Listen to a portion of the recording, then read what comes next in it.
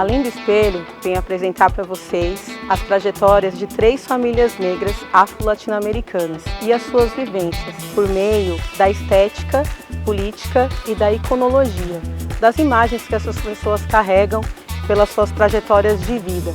A estética também é política. E a memória vai além do espelho.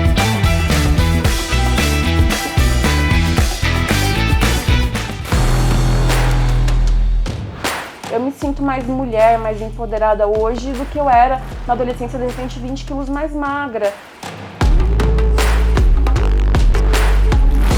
Eu nunca fui uma pessoa de falar que eu não gostava do meu tom de pele, mas também eu nunca assumi o meu cabelo de verdade. Eu sempre trabalhei com beleza, né? Eu nunca parei pra pensar assim na minha autoestima. Minha mãe, ela tem cabelo crespo, só que desde pequena ela não gosta desse cabelo crespo, então ela alisa. E por muito tempo ela falou pra gente que esse era o ideal, o bonito, né? Eu nunca deixei que alguém me humilhasse ou sei lá, me maltratasse pra se sentir bem, me humilhando. Não, eu sempre sou assim também, sempre vivi desse jeito. É um bloqueio social que eu nunca tive também. Sempre me vi de afro, já deixei ele loiro. E é isso, ela tem que ter essa liberdade. Com a primeira família, observamos os atravessamentos que eles foram desenvolvendo a partir do momento que eles compartilharam suas narrativas no ambiente de trabalho. E como esse ambiente de trabalho contribuiu positivamente através das relações com outras pessoas em que eles se identificaram e como dessa forma pôde valorizar ainda mais a beleza individual de cada um.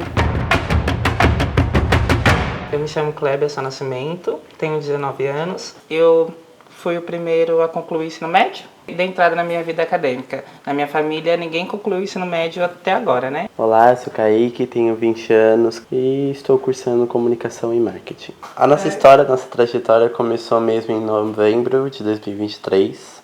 Foi num evento da empresa que ele trabalhava, aconteceu na minha empresa. Daí, durante o evento, a gente acabou se trombando, nós trocamos redes sociais, acabamos descobrindo que um morava praticamente do lado do outro, muito perto mesmo. E daí começou a criar nossa história com o nosso primeiro encontro, que foi na cidade de Poá.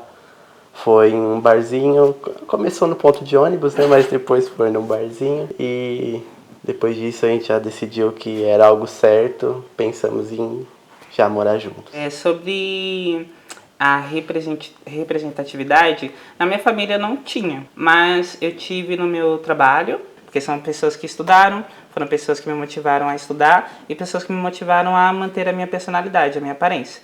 Então essas foram as minhas motivações. Meu pai, ele sempre alisava o cabelo das minhas irmãs, então eu sempre tive na minha cabeça que eu tinha que alisar o cabelo. Já o da minha irmã, a Steph, ela tem um cabelo crespo também, ela não gostava de ser daquela cor. Ela queria ser branca porque branca já nasce com cabelo liso, a branca já nasce bonita, os meninos se atraem, e ela pensava que ninguém se atraía por ela por conta que ela tinha o cabelo e tinha aquela aparência. Ou eu mantinha o meu cabelo muito curto para ele ficar sempre espetadinho e liso, ou quando eu tinha 15 anos eu fiz a minha primeira progressiva e depois de um tempo, quando eu fiz 16, minha mãe falou: por que você não fica como você é? Por que você não deixa seu cabelo crescer como ele é de verdade? E aí eu falei, vamos tentar. E aí eu me vi pela primeira vez no espelho, eu olhei pro espelho e falei, esse sou eu. Estou cursando serviço social, é algo que tem muito a ver comigo, até porque eu cresci na favela Cidade de Deus, então a assistente social sempre estava envolvido.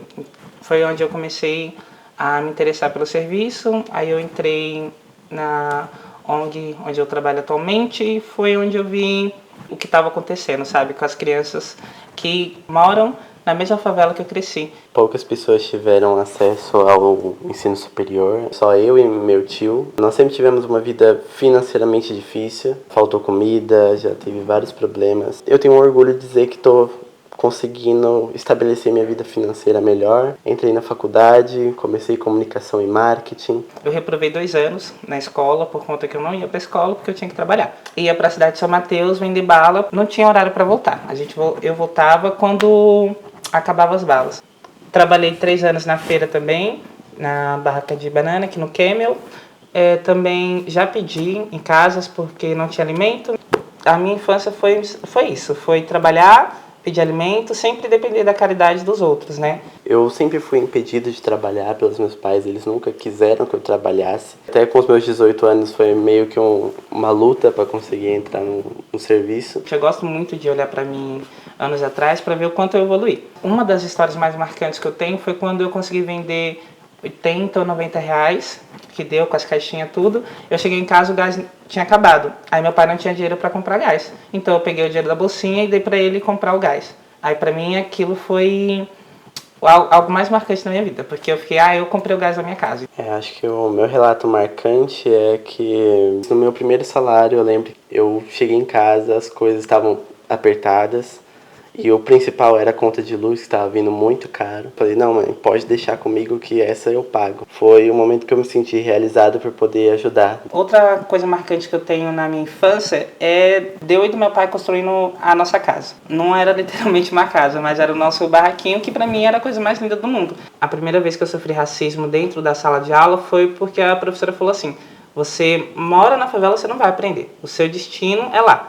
A minha irmã, teve um dia que eu estava lá no serviço, ela chegou em mim e falou que a menina não queria conversar com ela por conta da cor dela. Eu fiquei sem chão naquele momento, porque foi o primeiro racismo que a aluna sofreu, né? Sentei com ela e falei que aquilo não era certo, mas que infelizmente seria algo que acontece. E a minha maior motivação para estudar é a minha irmã, sabe? Para ela ter uma pessoa para ela se inspirar. Eu não tive, mas eu quero ser a motivação das minhas irmãs. A melhor coisa é a gente ter essa noção de que você é um viés, né? É um exemplo a ser seguido. No meu caso também, eu tenho um irmão mais novo. Ver que eu tô causando um efeito nele de superação e tudo mais é impressionante, é incrível, é gratificante. Meu momento marcante é nesta foto aqui. Na CDD, a gente que organizava os projetos sociais.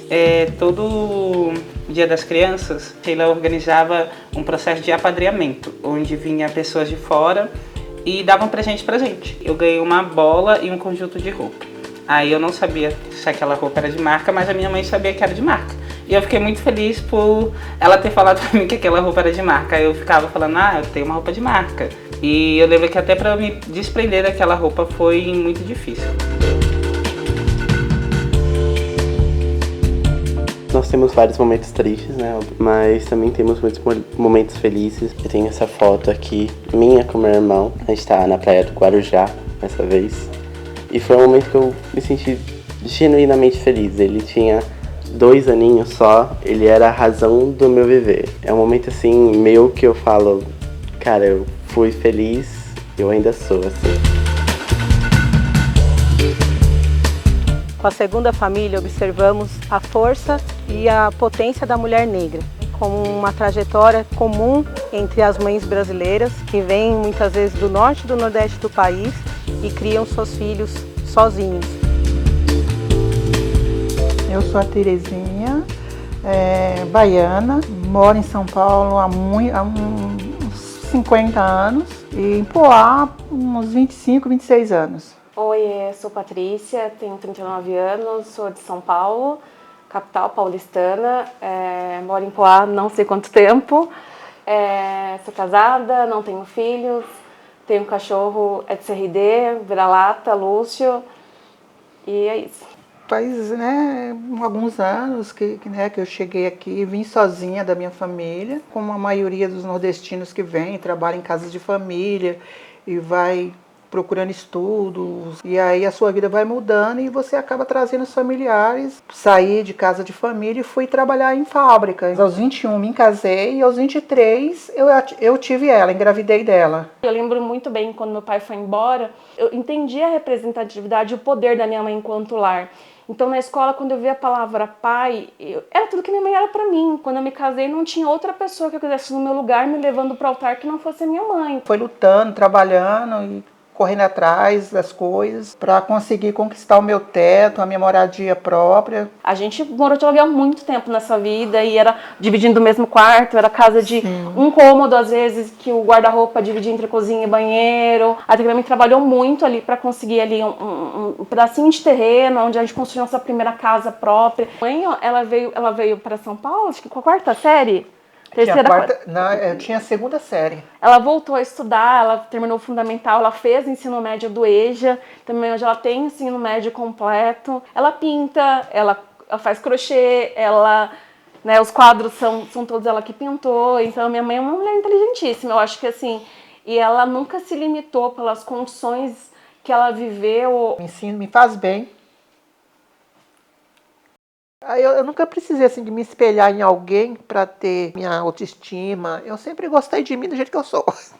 Sou eu desse jeito e pronto. Por muito tempo ali, adolescência, eu tentava esteticamente me parecer ou me encaixar no que as pessoas achavam que era bonito, né? Não me lembro assim de tantas pessoas na minha faixa de etária, 30, 40 anos, mulheres negras empoderadas, falando na TV que não fosse ali como empregada doméstica, né? Da minha família, da parte da minha mãe, foi a primeira pessoa a fazer faculdade. E foi muito difícil, assim, eu consegui fazer faculdade porque eu fui bolsista 100%. Ela se preocupou em me colocar numa escola particular, na pré-escola, para que eu conseguisse ir para uma escola pública, que era uma escola de elite ali, perto do metrô de Jabaquara. Então eu lembro muito do esforço da minha mãe, da preocupação dela que eu precisasse estudar. Ela sempre, me deu liberdade para conquistar as coisas que ela não teve oportunidade. Então ela sempre, estava ali do meu lado, me apoiando, que a gente passou por muitas coisas, assim. Mas hoje em dia eu acho que tem coisas que a gente não pode mais permitir. Eu sei que a luta pela sobrevivência ela ainda acontece, né? Eu hoje me acho uma mulher muito mais empoderada com o meu corpo, com as minhas identidades. Foi difícil, né? Foi difícil, mas assim, a gente sempre estava junto ali, se apoiando e se ajudando no máximo que dava. Então...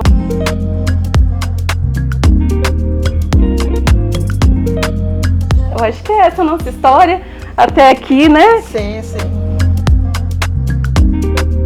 Eu tive muita sorte, muitas oportunidades, agarrei todas elas, mas a minha mãe sempre estava ali, né? E eu adoro essa foto porque ela tá me segurando. Eu nem sabia soprar, tinha 2 aninhos, aniversário de 2 anos. Eu nem sabia ali o conceito de eu soprar vela nem nada, mas, cara, ela tava comigo. Então ela sempre esteve ali, ela tava me segurando. E eu acho que essa confiança de rir no meio de uma foto, uma vela acesa com a minha mãe, eu acho que é um pouquinho do que ela representa pra mim. Essa segurança, esse porto seguro, é isso.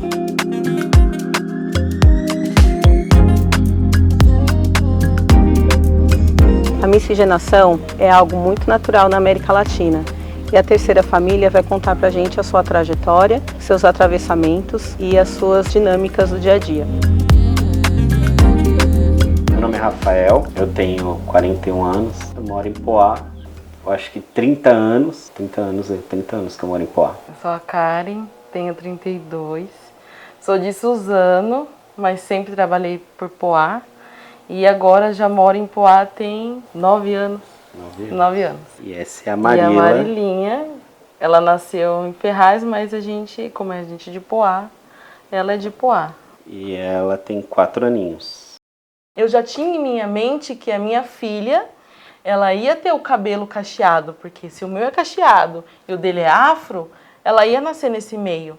E eu não queria que ela se sentisse incomodada com isso, como eu fiquei, ficar alisando o cabelo, porque o liso é bonito. Eu queria que ela se sentisse à vontade. Então eu falei, não, então agora eu tenho que aceitar os meus frizz. É diferente quando dentro da sua casa você tem esse tipo de apoio. Ela não tem nenhum bloqueio social, ela não tem nenhuma pressão social, e principalmente dentro de casa. É um bloqueio social que eu nunca tive também. Sempre me vi de afro, já deixei ele loiro, já deixei 5 anos ele na escova, no pente, e é isso, ela tem que ter essa liberdade. Eu conheci o Rafa através da minha prima. Eles eram amigos já há um tempo, mas a gente ainda não tinha se se conhecido. Eu fiquei bem surpresa, porque a Thaís falou, não, é uma coisa pequena, vai ser só assim, entre amigos. E assim, era uma festa muito grande, tinha bastante gente. Nesse dia, na verdade, a gente estava fazendo o aniversário de um amigo, e aí a Thaís trouxe ela, a gente se conheceu, a gente estava tocando com violão e tal, e ela não estava cantando nenhuma das músicas. Por minha surpresa, ela só conhecia músicas cristãs, né? E aí ele tocou Oficina G3. Ali eu falei, nossa, que interessante, né? Ele toca violão, eu fiquei toda interessada. No dia até conversou um pouco, mas aí a gente não entrou mais em contato um com o outro. E aí eu fui pesquisar no Facebook, que era início do Facebook, fui pesquisar sobre, e quando eu entrei só tinha coisa da religião dele, que é do candomblé, né? E eu, como evangélica, falei, nossa, vou correr. Ai, que vergonha, gente. Ela começou a se esquivar de mim por 2 anos. Foi. E eu insistentemente procurando saber, conversando com a prima, que foi quando ela abriu os olhos para um novo mundo, né? Eu passei por um momento muito difícil e o acolhimento que eu tive não foi das pessoas do meu meio. Aquilo foi abrindo os meus olhos e eu fui abrindo a minha mente, foi quando a gente voltou a se conversar. Foi quando eu voltei a abordar ela, a gente trocou o telefone e aí começamos a se relacionar, né? E 6 meses depois a gente foi morar junto. A gente decidiu morar junto. Ah, não foi fácil também, né? Porque aí teve a minha família que abordou ele e todo mundo ficou assim, ai não, porque a Karen é muito nova, a Karen não tem cabeça.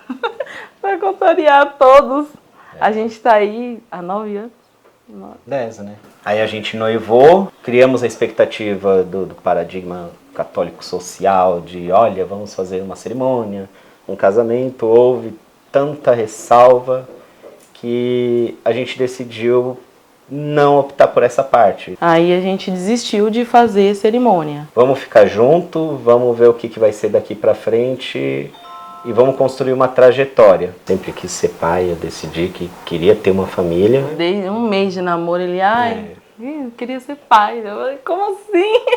Eu sempre deixei aberto para ela, porque toda mudança ia ser no corpo dela, a decisão tinha que vir dela. Devido à minha infância, né, a experiências que eu tive na minha família. Eu sou cabeleireira e a primeira geração seria a minha avó e a minha tia-avó, as duas são cabeleireiras.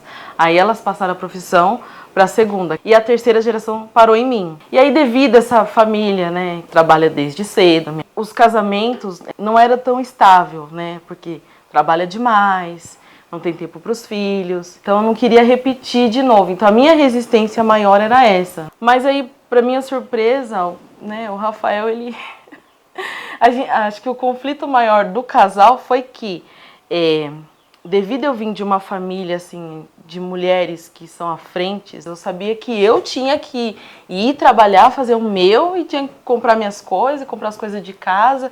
Eu levei esse tempo para entender que não, é dividido, a gente pode fazer junto, a gente pode dividir as despesas, a gente pode dividir os sentimentos. Quando eu realmente entendi e eu fiz essa escolha, aí eu falei, não, então agora é o momento certo de eu engravidar. A médica falou pra mim que ia levar 1 ano pra engravidar, que não ia ser fácil, né? Inclusive o parto da Marila foi super difícil. Quando ela tirou a Marila, que foi uma cesárea, ela olhou pra mim e falou, papai, você agradece? Ela fez uma pausa. Agradece muito, porque essa menina não era pra ter nascido, do jeito que a sua esposa que tá aqui, não era pra ela ter nascido.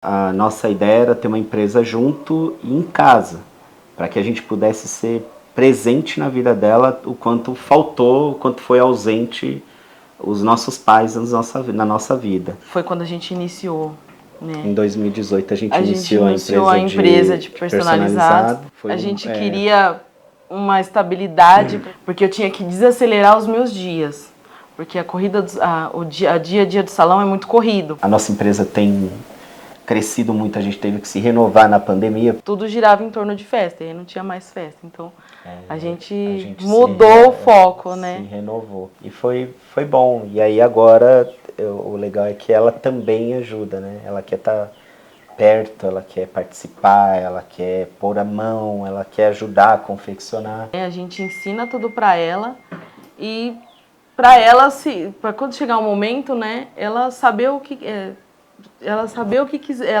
o que ela quer, né? Ela tem o direito de escolha. Sim, a liberdade de ser quem ela quiser ser. Essa foto ela é especial para mim de várias formas. São meus 2 sobrinhos aqui, são praticamente o motivo do porquê eu sempre quis ter uma família. Eu sempre quis ser pai. Quando minha irmã casou, que ela mudou, foi um choque para mim na minha adolescência, na minha infância, né? Eu ainda tinha minha mãe e meu pai e ela sempre foi, até hoje é a irmã que eu mais me identifiquei. A gente sempre conversava. Esse meu sobrinho, ele foi para mim a descoberta de uma família. E eu lembro que antes dele nascer, eu peguei toda a coleção que eu tinha de Kinder Ovo, de brinquedos, e dei para ela e falei, pro meu sobrinho. Porque naquele momento eu descobri o que era esperar por alguém, o que era esse amor que minha mãe tinha por mim. Eu sou o 7º de 12, porém 10 vivos e mais 3 de criação. Então a família, como essa casa cheia, é a nostalgia da minha família. Então a casa sempre estava cheia. E a casa vazia, para mim, ela simboliza o fim, né? O encerramento. Foi quando eu perdi meus pais. E eu tive que me readaptar. Foi quando a minha irmã mais nova engravidou dessa minha sobrinha. Foi mais um motivo de eu permanecer. Eu vi que a minha sobrinha era a descendência, né? Como na minha religião a gente fala muito de ancestral, mas só se pode cultuar o ancestral se existe descendentes vivos. Meu sonho não tinha morrido, eu ainda podia ter uma família. Eu escolhi essa fotinho aqui, que eu tava me perguntando, na verdade, por que eu escolhi ela, né? Só pode ter sido pela Marila, porque foi uma época muito difícil na questão de família. Mas eu era uma criança alegre, eu era uma criança que não parava quieta, eu me pendurava nas coisas. E a Marila, ela tem muito disso, ela é arteira, ela se pendura, então acho que só me remeteu à minha filha. É isso. E a nossa foto, assim, familiar, né, como a gente já falou, essa daqui foi a nossa vitória. É a revolução. É a nossa revolução contra as pessoas que falou que a gente não ia dar certo.